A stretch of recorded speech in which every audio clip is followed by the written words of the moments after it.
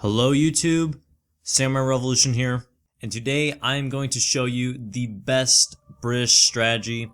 Of course this is going to be in my opinion, but it is a really good strategy, and the best part of it is that you can craft it to how you want to play. So yeah, we're going to jump in here, and this match right here is going to be a 1v1 with my friend. He is a Master Sergeant, and it's on the Great Plains here as you can see, and of course we are playing as the British. And yeah, so we're gonna jump in. This strategy I've been working on for a very long time, basically as long as I've been playing Age of Empires. And the British have always been my go-to nation when I play like the important matches. And the British don't really catch people's eyes. Everyone looks at them as an okay nation, more of a newbie nation, blah blah blah.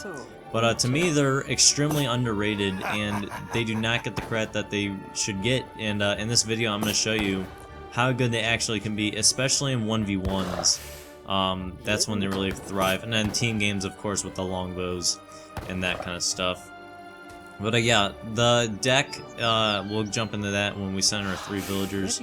The cards that you're going to need for sure are the 3 Villi card, the 700 wood, 600 wood, 700 coin, 5 Villis, all the train times that you can get, let's see, the Musketeer attack and the combat and something else card, I forget what it's called, combat and defend card, something like that, where it gives you 15% attack and 15% hit points, and then the same for the cavalry, and then depending on how you want to play, you can add some other cards to it as well. And then you're of course going to need your 2 factories, and then if you want 700 or 1,000 wood and 1,000 coin for your age, I think it's age 3 shipments, and then of course your 8 settlers. So that's the basis of the strategy, and then of course how you can play here. All right, here's the cards. If you want to pause there, however you play, it's different for other people. I always set mine up for more of a long term.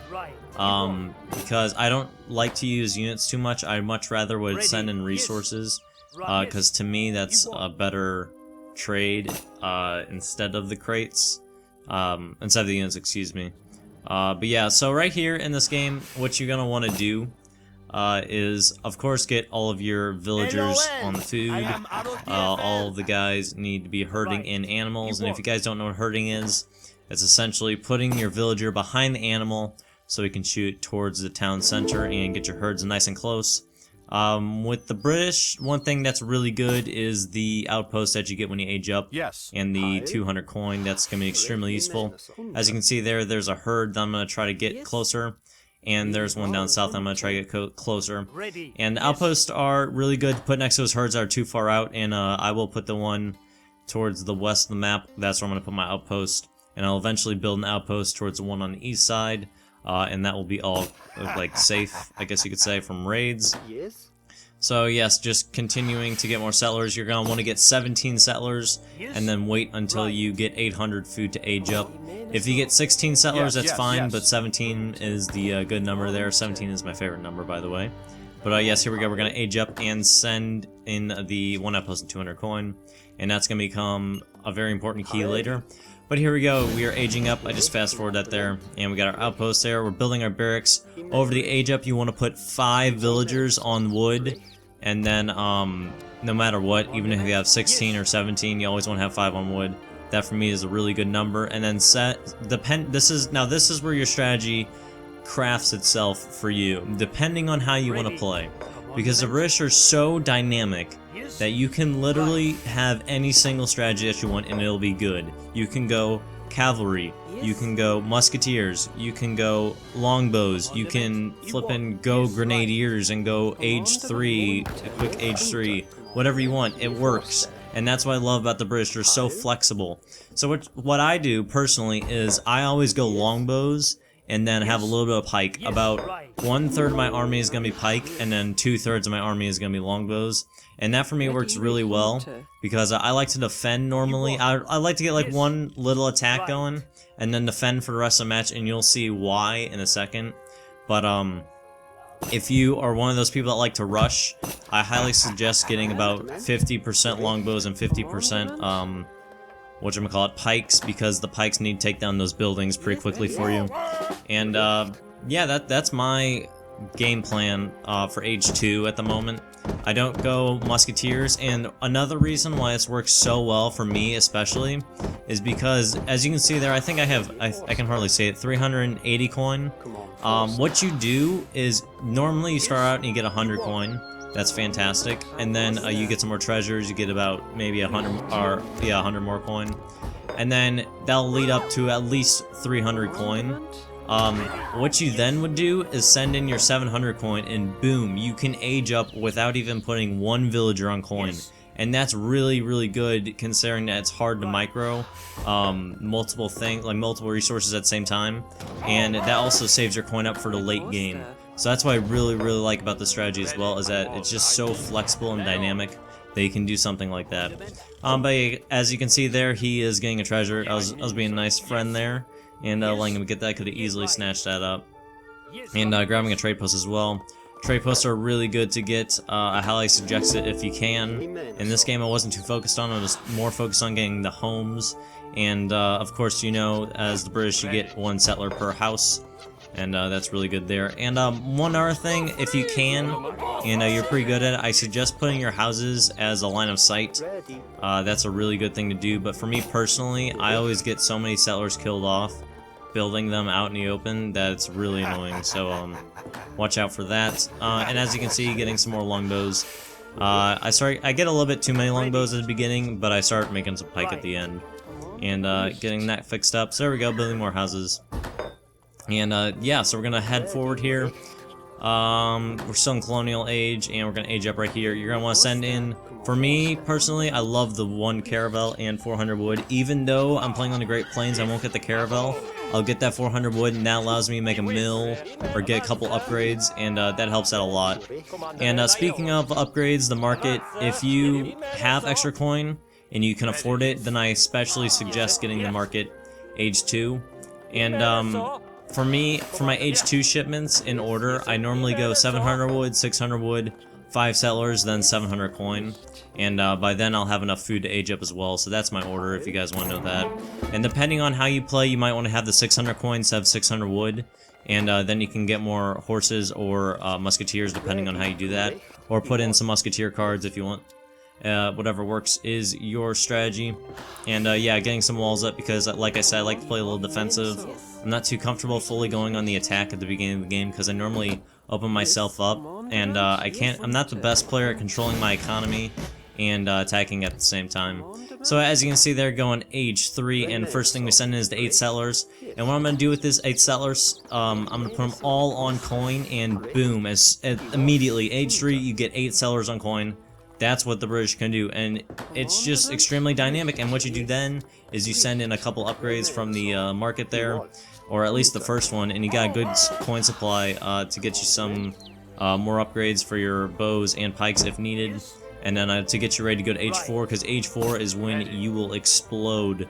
And yeah, so right here, you're just going to build more houses. During the Age 3 age up, you should have built a ton of houses and gotten all those villas. And as you can see there, look at all those villas. All I do for the villas I do get from the houses is just put them straight back on the wood and continue getting all that wood. You can never have enough wood, that is a fact, I can tell you that. Because eventually you'll need to go to plantations, which cost like a ton of wood, and markets, and our town center. More houses, barracks, walls, all that stuff costs wood. You're going to need lots of wood, especially as the British. And there we go, I'm going to send in the next upgrade as soon as I can. And during this time, of course, we need to push up a little bit. I'm going to get 3 settlers here. I think I pick off a 4th one eventually, but just making sure he's not too comfortable and dropping off there and going back into my base. But yeah, we need to get the walls up there too. So at this point now, I'm just kind of sorting out my economy and getting my military sort as well. Like after you age up, normally what you want to do is just sort everything out. You don't really want to attack or just like, I don't even know, just go full on one thing. You just need to make sure everything's sorted out and you're ready to progress through the age. So yeah, we're gonna get a couple more houses down here, and then from there we will go on. I'll get a barracks and a church soon. I eventually get that quarter boy right there too. So as you can see down by my resources, I have a good number of food and a good number of wood, good number of coin. And next we're gonna go and age up. There was no attacks during this age, which is very, very nice. And as the age up there, you can see I sent in 1,000 coin. And I love to do that. I know most people do the 2 falconets, and that's fine. But you're not going to need the artillery, because what I do personally after the age 3 stage. But we're going to have a little attack here going while I talk about this. But why I send in the 1,000 coin is simply because mercantilism. Now, some people just don't use it unless they only go Fast Fortress. I'm one that loves to use it either way. And I feel that it's just necessary, because if you think about it this way, think about mercantilism for 500 coin. That's a steal, and that's essentially what you get. So when you do send on that mercantilism, you'll be able to get, as you can see there, I got the bow shipment. That's free like range and attack for your bows for just 500 coin, and that's a steal. So I mean, you at least will get 1 shipment. You might get 2 if you're lucky, depending on what time you are in the game. But yeah, that's my take on that. And here is the part what makes you a really good player or a really bad player according to me for Age of Empires.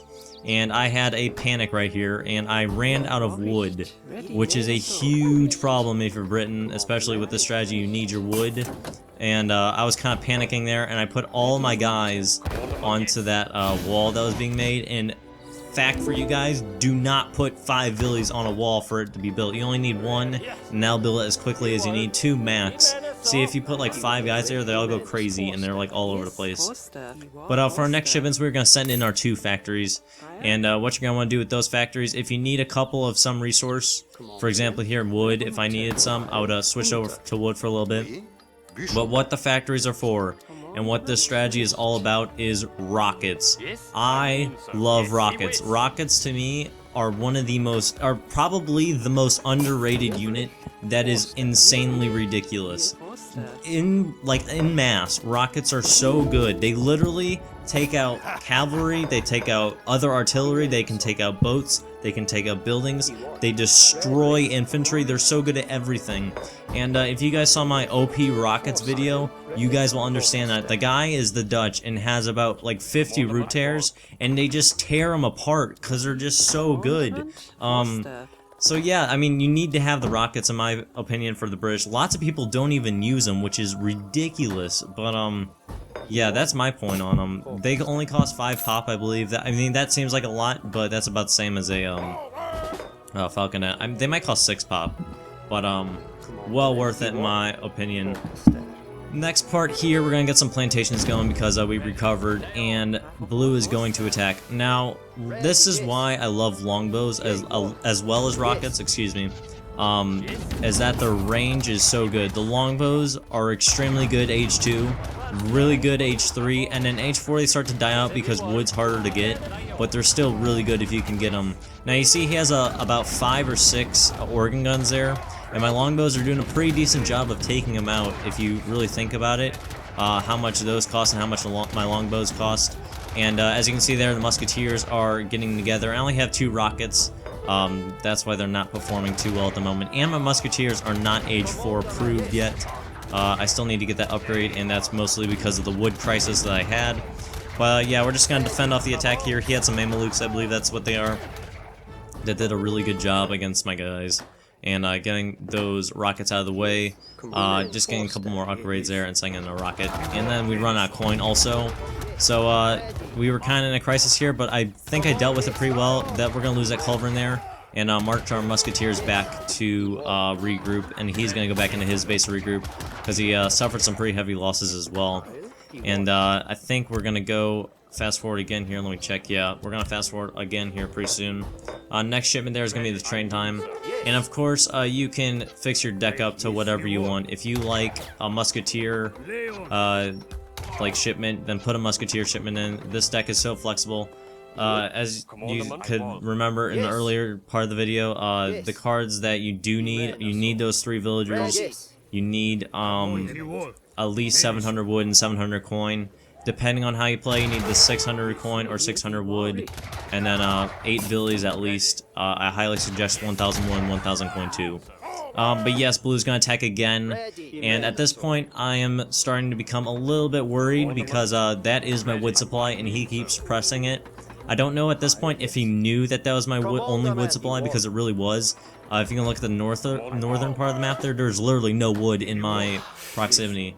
So that was a big blow there, and I'm just going to put these guys on the edge of the wood so I can get some of it, and I'm going to attack with my musketeers.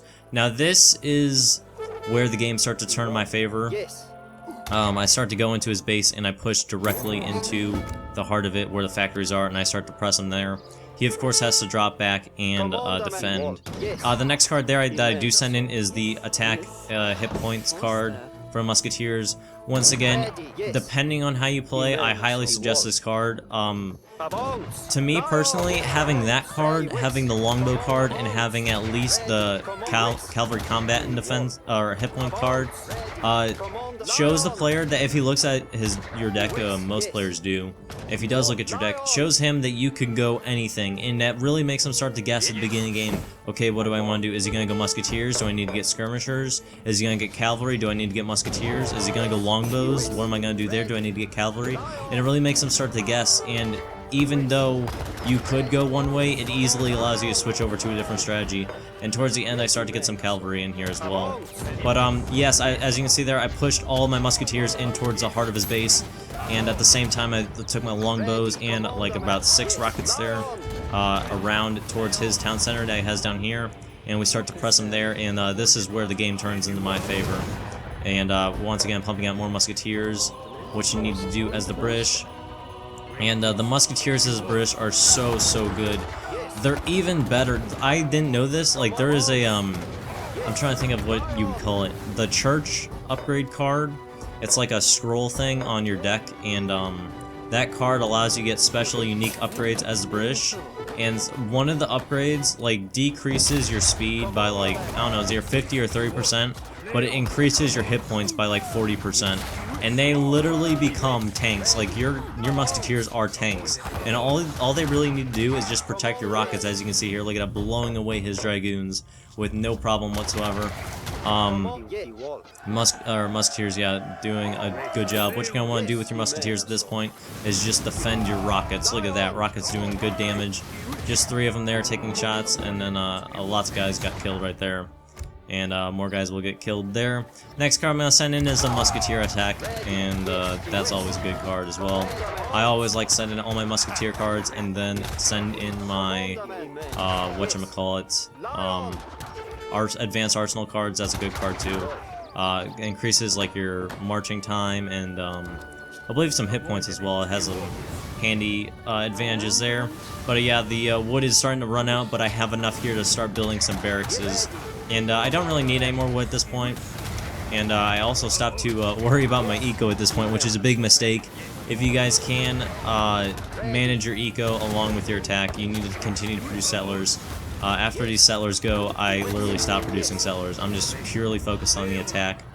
And yeah, that is one of my problems. But it doesn't cause me too much harm in the end here. We still get the win. Spoiler alert. But yeah, we're taking out the town center there. Rockets doing a wonderful job of taking him down. And one other thing about the rockets is that they shoot so quickly. Their reload time literally is about 3 seconds, and then they fire again. And like, they're just so good. I can't express this to you guys. If you guys have not used the rockets, try getting about 10 rockets and 50 musketeers. Perfect combo right there. Boom, you just won the game. It doesn't matter, unless maybe the guy's France.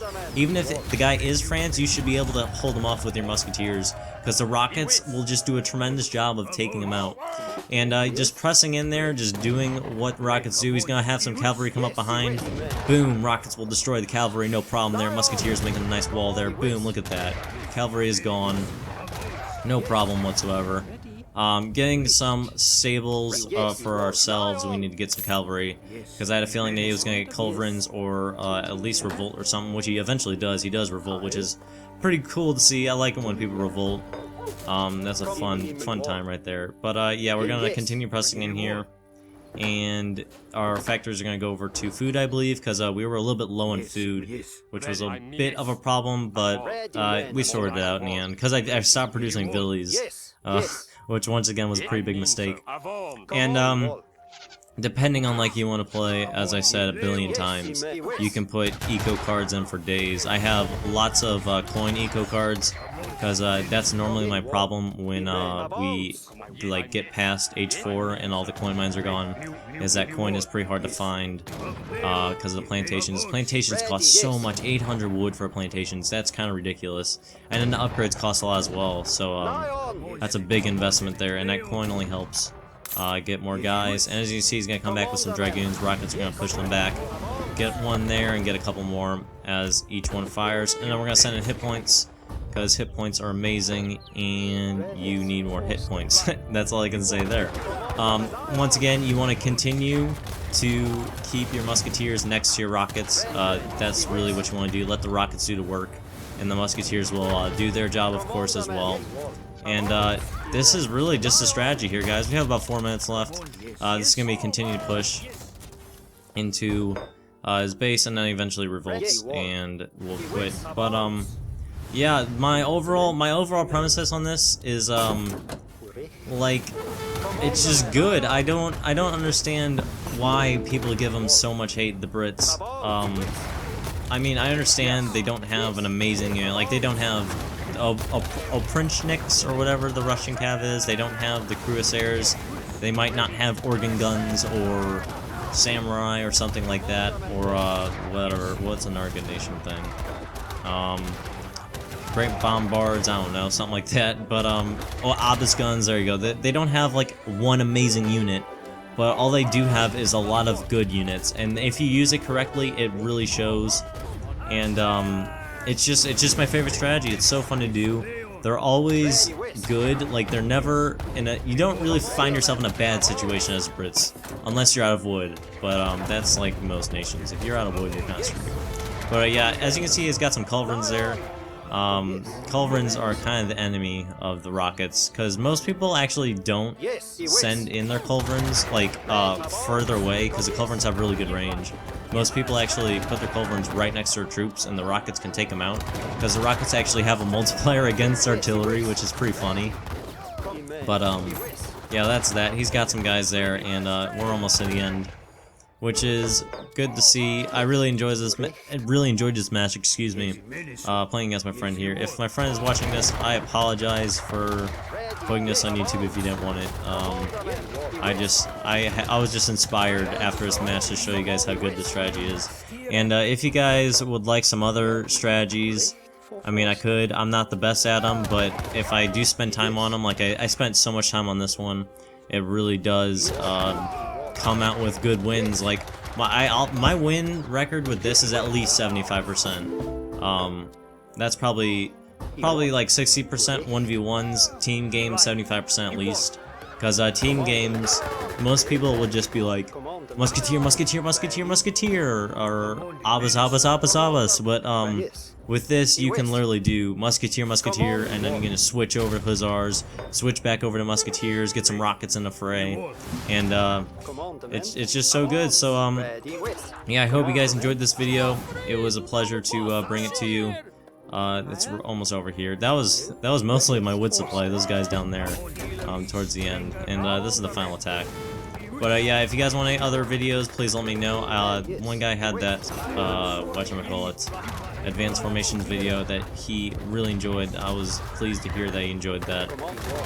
And so if you guys need any other tutorials, strategies, nation reviews, any of that, you guys know where I am. I am more than happy to do it.